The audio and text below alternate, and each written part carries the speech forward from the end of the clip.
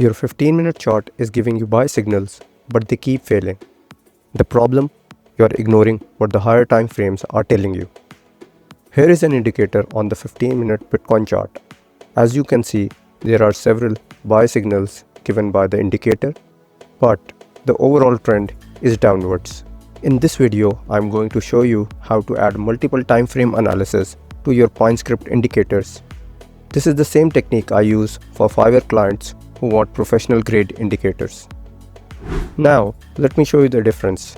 Here is the same 15-minute chart with regular EMA crossover signals. Notice how many of these fail. Well, look at the same chart when we add a 4-hour time frame filter. See how we eliminated most of the bad signals. This is the power of multiple time frame analysis. All the buy signals just disappeared from the chart. The higher time frame EMA just eliminated most of the buy signals that were just losing trades. Multiple time frame analysis means looking at the higher time frames to confirm what's happening on your lower time frame. Think of it like this. The 15-minute chart shows you the details, but the 1-hour and the 4-hour chart shows you the overall trend. You want to trade with the bigger trend, not against it. In PointScript, we use a function called request.security to pull data from the higher time frames. I'll show you exactly how it works. We're going to build an indicator that shows you the current time frame EMA crossover, just like as in this indicator that I just showed you, but also gives the signals when the price is above or below the higher time frame EMA.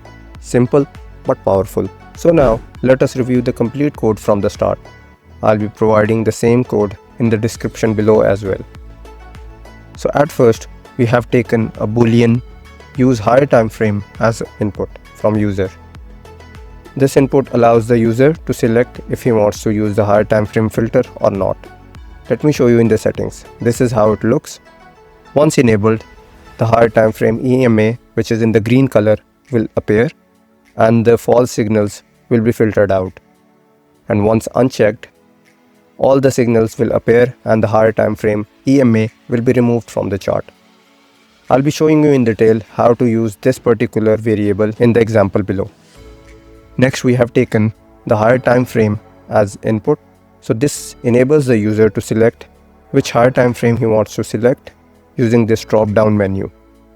Next, we have the EMA calculation for the 14 and 21 EMA using the ta.ema function.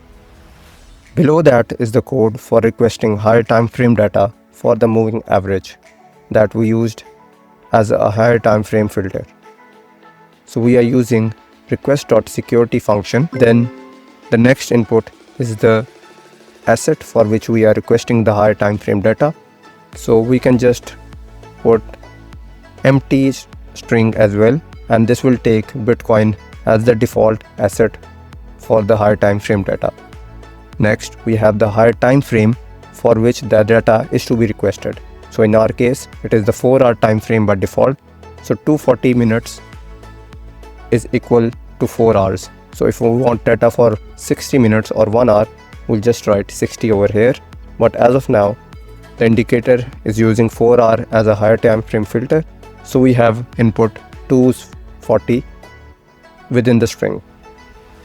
Next is the EMA or any particular variable whose higher time frame value is required. So I want the 21 EMA value for the 4-hour time frame. So this function will fetch the 4-hour time frame EMA value for the 21 EMA, which is being calculated over here. So let me show you on the chart. So once I check in use higher time frame filter option, this EMA is 21 EMA for the 4-hour time frame that we selected in the settings. So now you can see how each of the input within the security function plays its role. Next is a very important part, which is the gaps option. So in this example, I have used bar merge gaps on. So if I just remove the gaps option and put a comma, you can see the description of how the gap option works. So with the bar merge gaps on, a value only appears on the current chart bar when it first becomes available from the function's context. Otherwise, a null is returned, thus a gap occurs.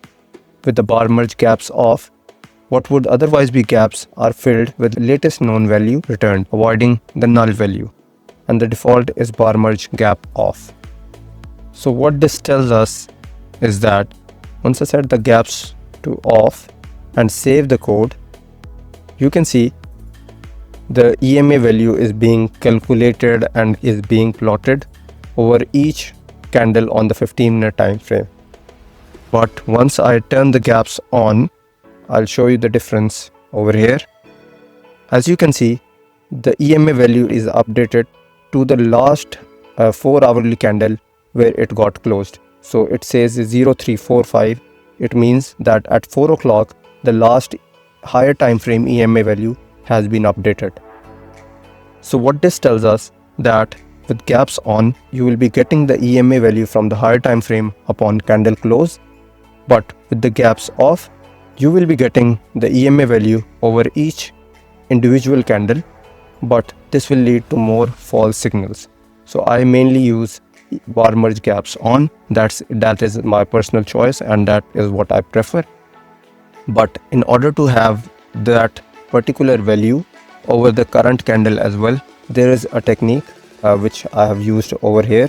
So I have taken the stored higher time frame variable as float and the initial value is set to null, and used an if statement to store the higher time frame value being calculated over the candle close and store it into the variable that I just created over here. So once the higher time frame EMA is closed, so over here the stored higher time frame value will be equal to the higher time frame EMA value, which will be the value of EMA at this point. So the stored higher time frame value will have a value assigned to it at each particular candle, and whenever this particular value on the higher time frame will change, the new value will be stored into this variable.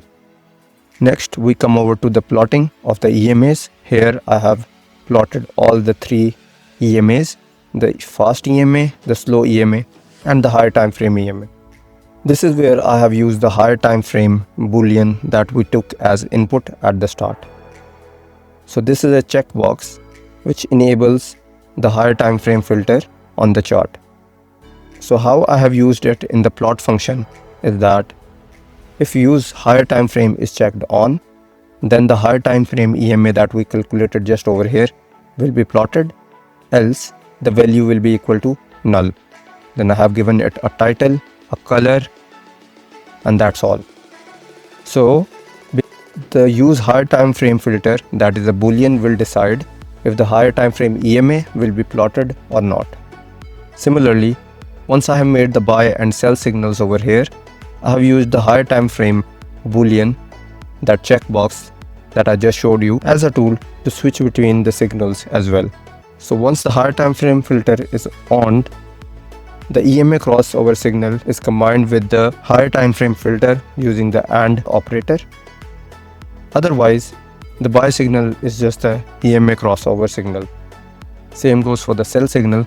Once the use higher time frame filter is turned on, the crossover of the EMA is connected with the higher time frame filter, so the close needs to be below the higher time frame EMA, else the sell signal will be just the EMA cross under of the 2 EMAs. So I'll show you the example over here. As of now, the higher time frame filter is switched off and you can see all the buy and sell signals on the chart. But once the higher time frame filter is checked on, all the buy signals are gone now and you can only see the sell signals over here. Lastly, we are plotting the buy and sell signals using the triangle and the plot shape function with green and red color in small size. So once we save the code, this is something we come up with. You can see the higher time frame EMA is being used as a filter on the lower time frame. So the EMA is basically 21 EMA on the 4-hour chart being used on the 15-minute time frame to filter the false signals that are mostly buy signals in this particular downtrend scenario. 3 quick mistakes to avoid. 1. Don't use a higher time frame that's too close to your current one. 5-minute to 15-minute isn't enough difference. Use a 5-minute to 1 hour minimum. Secondly, don't overload too many timeframes.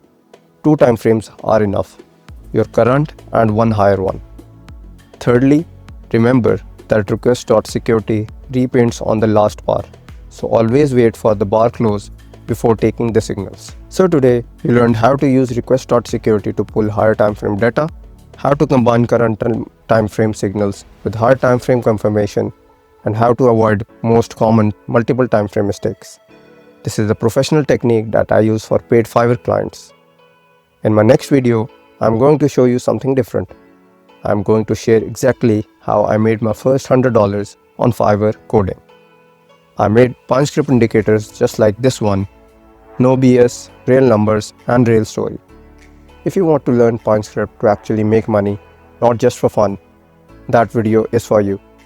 Subscribe so you don't miss it out. See you in the next one. Peace out.